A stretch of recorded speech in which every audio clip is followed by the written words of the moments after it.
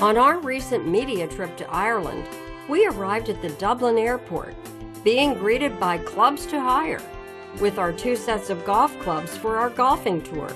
Tourism Ireland transferred us to the quaint and beautiful heritage village of Malahide, only a few miles from Dublin Airport and city centre Dublin. Our hotel was the Grand Hotel in Malahide. It sits right in the heart of this scenic town, with coastal walkways, a gorgeous marina, and a downtown offering many shops and restaurants. The Grand Hotel is a 4-star property, and it's the place to stay in Malahide. It's walking distance to the Malahide Castle. The Malahide Castle has 250 acres of parkland and gardens. And while you're touring, look out for 5 ghosts reportedly still sighted at this castle. Our dinners in this media tour were so delicious. The first evening of fine dining was at the Greedy Goose, a very short walk from the Grand Hotel. If you want an historic country experience away from the city centre of Dublin, Malahide has it. There's something happening in Belfast, a short drive from Dublin, that we just had to see for ourselves. It is a new exhibition in the Titanic Quarter of Belfast, one of the most interesting historical accounts of the birth of the Titanic, Belfast's role in it, and all the people who were known to be aboard the Titanic. Belfast is a great city to visit and to sightsee, as you'll see in this show. And it's really on the move in a modern way. Our hometowns and heroes settled on Belfast, and a man's diligent work that affords him our hometown hero distinction. Well, I'm Norman Apsley. I grew up here, went to school and to university here in the first instance, but like so many of my age group, we had to leave to develop a career in science and technology. And so when I got the opportunity to come back and set up the science park, I kind of was very happy. Well, I seized the opportunity because I was very happy that we should try and create a society where people didn't have to leave to have a career in science. Any science park has to have 3 things simultaneously. It has to have a focus on young people and young companies coming up. It has to have deep roots into the local science base, and it has to have larger companies who are using the same science base. But the key to it all is to get young people engaged in the process, not just of science itself, but the actual conversion of that science into business. The extra aspect of it all was saying that business is actually something good, that you don't actually achieve your science goals if you can't make something that somebody wants to buy. People don't buy science, they buy solutions. We had 1 or 2 special people. The one who's a big supporter of ours would be Hugh Cormagan, who basically invented a new camera here in Belfast 20-odd years ago with a vision of discovering exoplanets. That's planets around other solar systems. And he actually did achieve that. His camera is the one that flies on NASA and other places and actually is good enough to see these other solar systems. But it's also good for other purposes. So laser microscopy, where you can see cells working actually at the microscopic level, and so on. So there are a few people, very special people, who achieved success in the bad old years of the Troubles. But the government saw that you needed, if you like, an organization to help do it on a more uniform and regular basis. We've tried to put together a system whereby any kid can come in here for £25 a month and live here and work in this environment, use this as an address and develop his ideas. So that's the bit they pay for. Then the next bit is that around that we have a dozen programs all provided. We call it, and we learned it from San Diego. This is our Nist Connect program, which is directed by Steve Orr, who was an apprentice, if you like, to the San Diego team for a year and a half before he came home. And so these programs, what we say is these programs they're all pro bono, it's given to them at no charge, and they're delivered not by us, but by some of the best entrepreneurs available to Northern Ireland Many of them are Northern Irish, but not all of them. Some of them will have developed their expertise abroad and will come home either directly, individually, as face to face, or they'll do it across the fibres, and they will help these kids get their ideas together.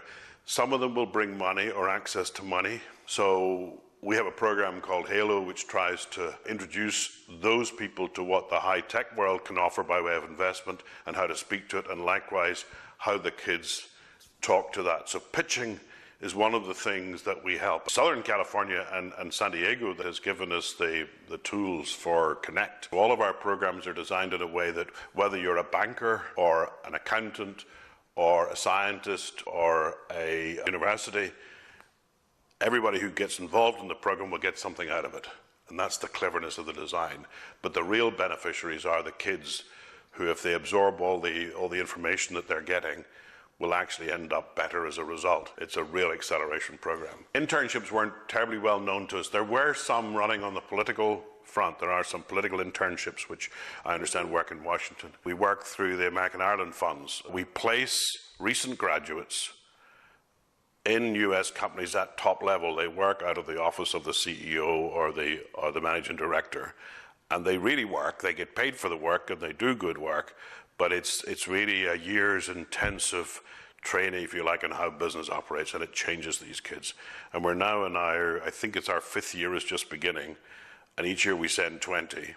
A lot of the interest is in financial-based companies, but we're beginning to get interest in the more engineering companies, and of course, there would be a big advantage to both the kids, as I call them, and our companies here if they develop that, and indeed the American companies, because we have some of the most important technology coming out of our new forms of engineering and advanced manufacture, which would suit well in some of the, and they already sell to companies like Boeing and so on. And it would be lovely to have an intern at Boeing in Seattle. The Duke of York was our royal patron, and it was he invented the term that what you're trying to do is to inspire kids to aspire to the knowledge economy.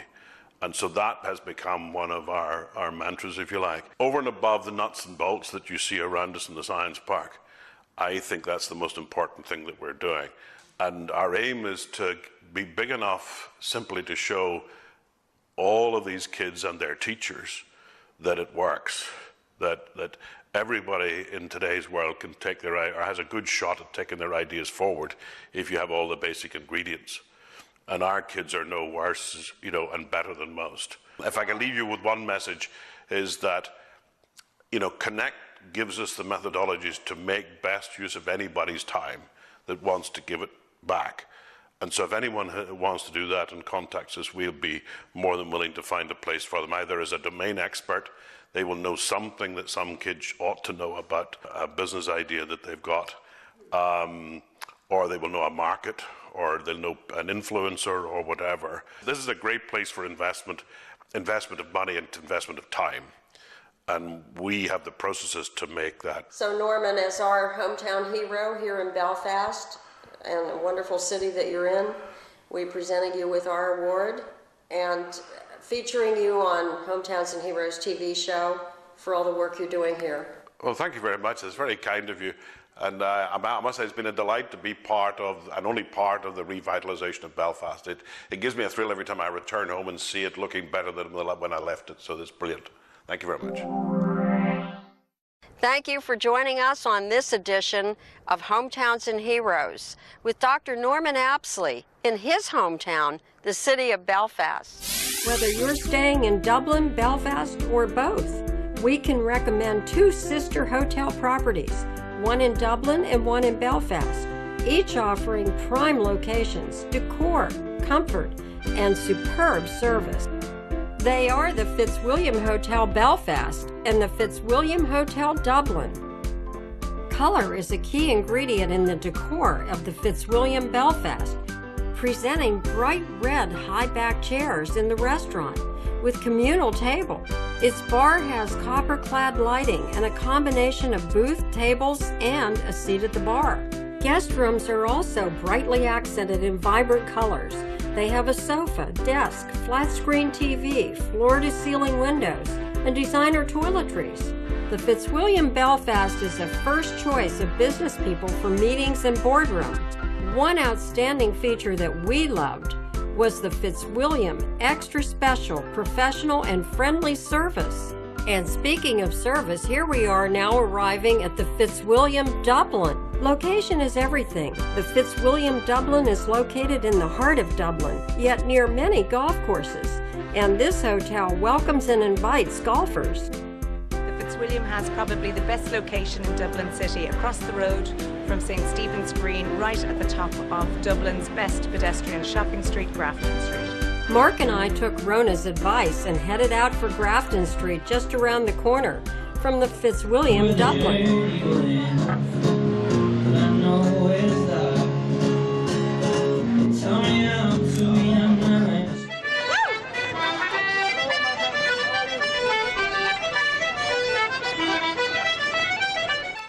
As you can see, Dublin's got talent, but I don't know if we can put Mark in that category.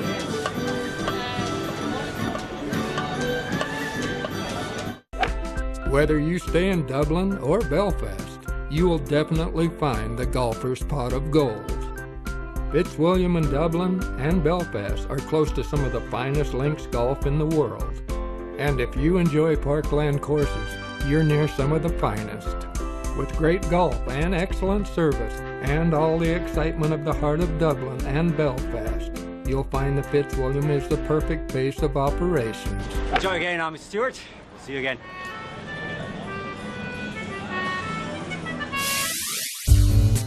This week's Spotlight on Golf Design, we catch up with David Jones at the beautiful Malone Golf Club with 27 holes of parkland golf and much more. Hi, my name's David Jones, former European Tour player and golf course architect for about the last 20 years, and I'm standing here at beautiful Malone Golf Club in Belfast, where I am in the process with the members of revising a lot of holes that, like courses of this age, have been kind of outdistanced by some of the advances in technology.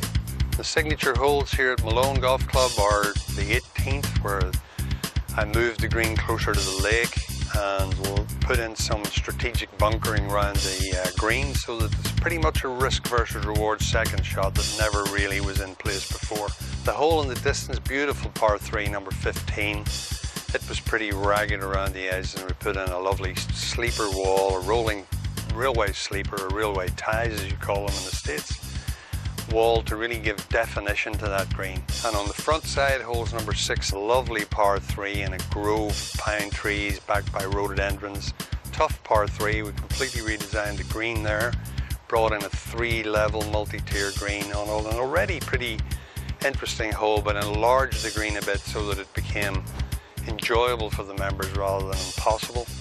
Remodeling the lovely old golf courses of Ireland for modern play and trying to get them so that the members can enjoy them, but they're going to be demanding for the young guys that hit the ball a country mile, is in many ways more interesting than doing a lovely new golf course, because you've got to really fit in with what's already there and keep tradition in mind as well as innovation. Here at Malone Golf Club, you'll find great golf, a fishing club, and a new addition to the clubhouse brings a great bar and dining area. And they even have a lawn bowling club. For more information on Malone Golf Club in Belfast, Ireland, here are your contacts.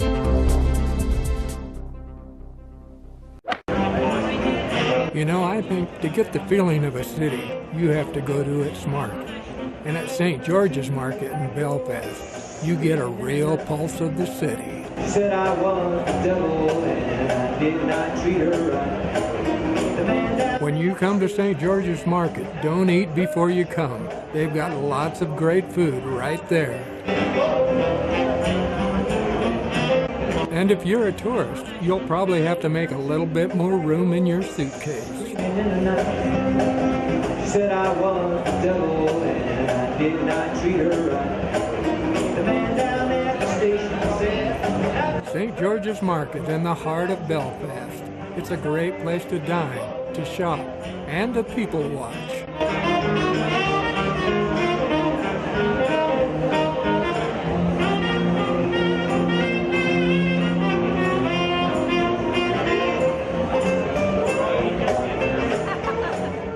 be sure to visit a fascinating tour of the Nomadic when you are in the Titanic Quarter of Belfast. Tom Reed showed us around. Listen. So folks, this is the SS Nomadic. How and why she was built is a remarkable story. Back in the early part of the last century, the White Star Line, in conjunction with Harland and Wolff, decided that they wanted to build the largest, but more importantly, the most spectacularly beautiful and luxurious passenger liners that the world had ever seen. And these were to be called the Olympic class of liners.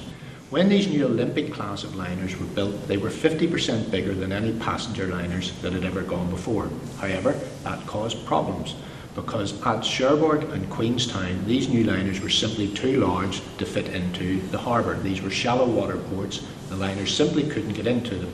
So they had to anchor about half a mile or so outside the port, and a tender ship was required to take the passengers out to them. The White Star Line decided that they wanted their first and second class passengers to experience luxury right from the very moment they left the dockside. They wanted to give them just a little experience of what these beautiful new liners were going to be like.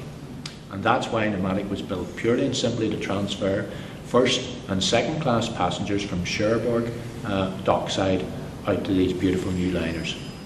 Nomadic was built here in Belfast. At one stage back in 1911, there are 3 slipways which are still behind the Titanic experience here in Belfast. Titanic herself was in slipway number 3. The Olympic, albeit a year further advanced, was in slipway number 2, and the Nomadic was in slipway number 1. All 3 of them being built at the same time by the same shipyard workers, the same craftsmen, using the same materials and working to the same standard.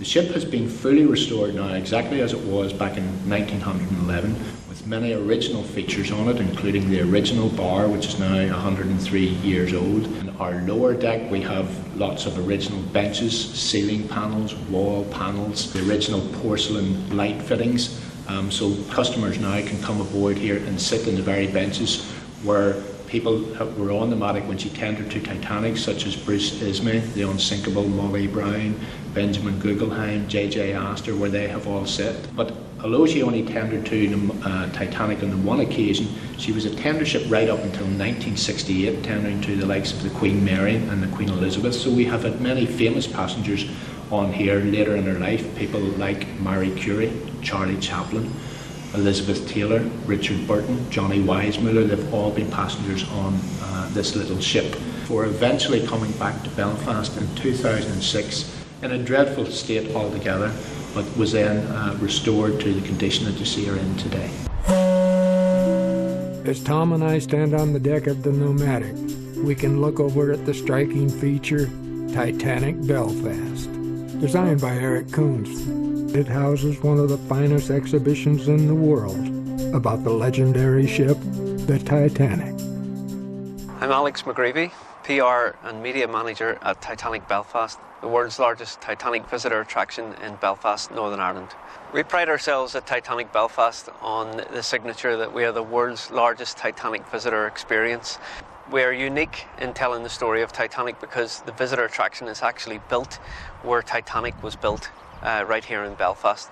Right behind me, over my shoulder, you can see the Titanic Slipways, where Titanic and her sister ships, Olympic and Britannic, were built. Titanic Belfast comprises of a modern interpretation of the story. It's a 9-gallery walking experience where we will take you through the story of Titanic from its inception around 1907 in Belfast, right through to where the ship is today, the lessons we've learned from it, and what we can learn in the future from it. We tell the human story as well as the global story, the global understanding of the story, but the human story of how it was like on these slipways here to work every day, what it was like for the community, and that's not just the community in Belfast, but also the communities that were impacted upon by the story: Southampton, Cork, Cherbourg in France, and even New York. So there's a great human story to be told, and a lot of that is told through our archive research that is on display in the galleries. They're from images right back to around 1907. We have a study of the drawing offices where Titanic was drawn. So there's a great human element and a great human story to be told as well.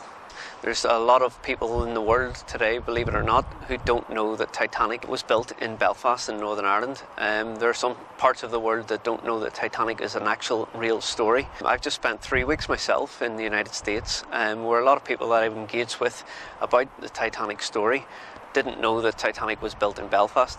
So we have this amazing, iconic image and building in Belfast. And a great story to tell, one of the most enduring stories in history, and will be for many, many years to come.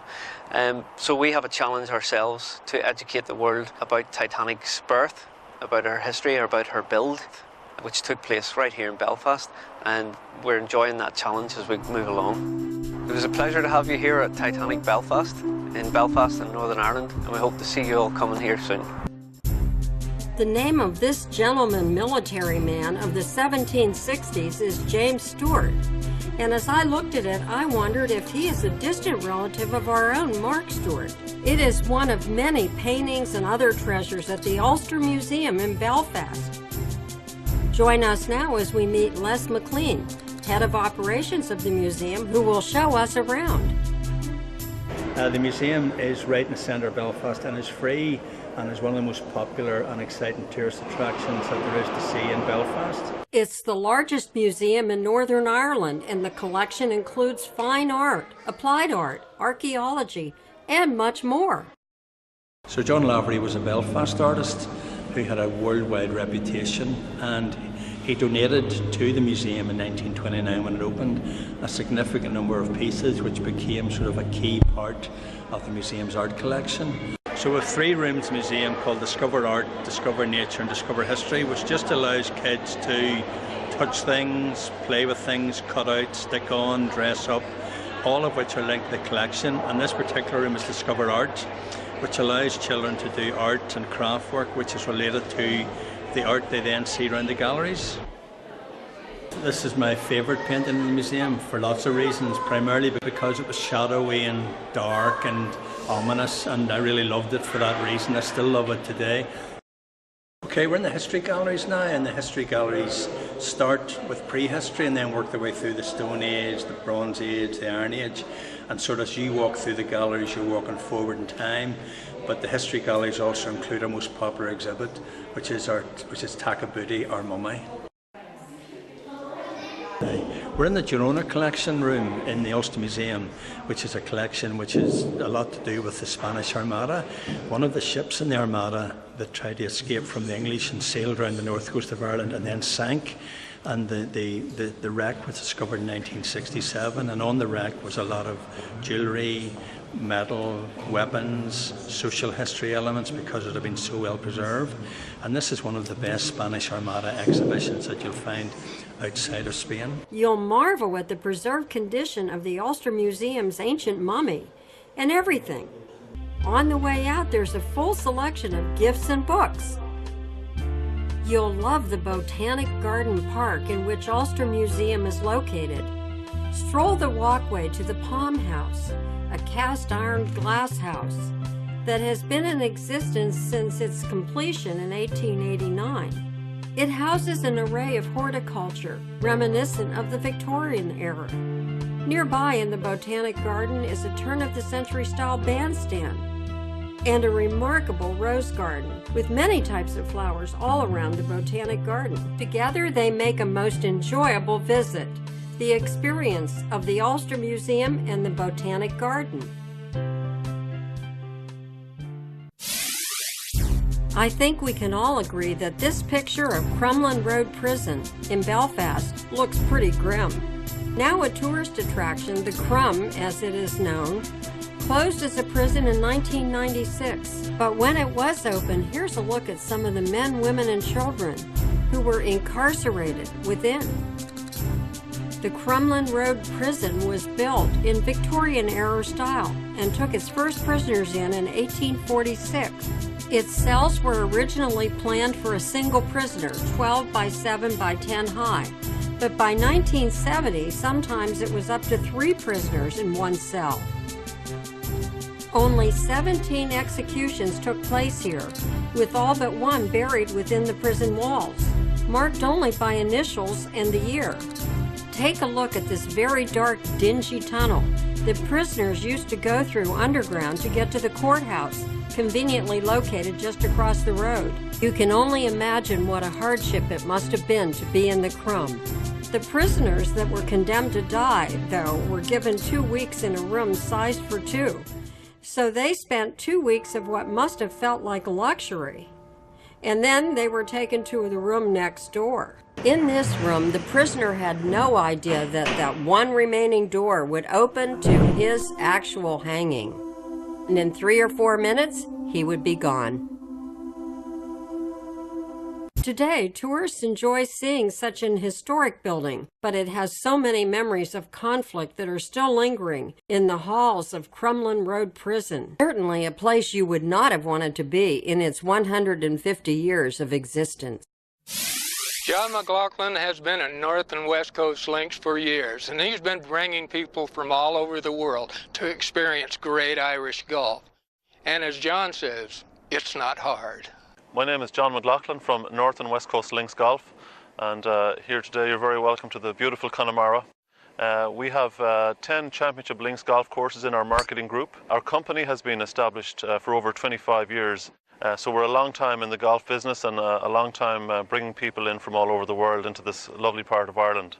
We're in Connemara today, so further up the coast you've Carn, Ennisgrone, and then into Donegal, where you have Donegal Golf Club, Narn Portneuf, Rosapenna, and then into Ballyliffin, and then into Northern Ireland, Portstewart, Ardglass, and famous Royal Portrush. So we have a fantastic stable of golf courses in our group, and what we do, we put together the packages for people coming to Ireland. You know, some people have a fear maybe of how hard it is to travel. It's not hard, and we make that journey for them very easy. So we look after the golf, accommodation, transport, dinners, and we put the whole package together, and because we're based here in Ireland, it's very competitive. We're very much affiliated with the golf courses. As I said, we've been in business for a long time, so they know us well.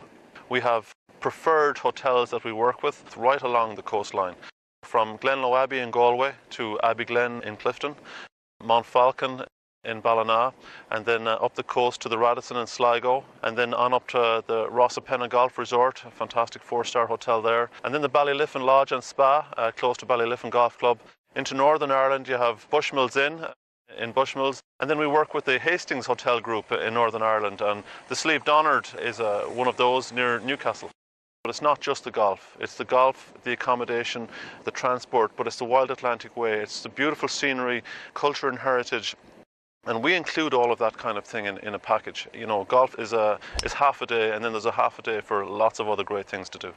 If you're thinking of putting a trip together to come to Ireland, I'm John at northandwestcoastlinks.com. We put fantastic packages together. We're a value for money destination. So the cost of coming to Ireland is definitely not prohibitive. And send us an email, we'd love to help you out. Thanks for being with us on Golfing Country. I hope you enjoyed the show. And if you get a chance to get over to Ireland, I'm sure you'll enjoy yourself just as much as we did.